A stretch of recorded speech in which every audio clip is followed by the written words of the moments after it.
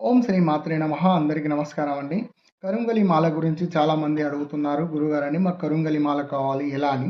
నేను చెప్పేదేంటంటే కరుంగలి మాల కావాల్సిన వాళ్ళు మాకు ఫోన్ చేయండి. అంటే నేనిప్పుడు మీకు రేట్‌తో సహా చెప్తున్నానండి. మళ్ళీ మళ్ళీ నన్ను అడగకండి.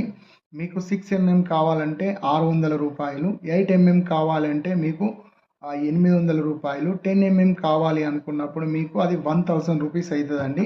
మేము మీకు హోల్‌సేల్ రేట్లకే మేము పంపిస్తున్నాము. ఒరిజినల్ కరుంగలి మాల.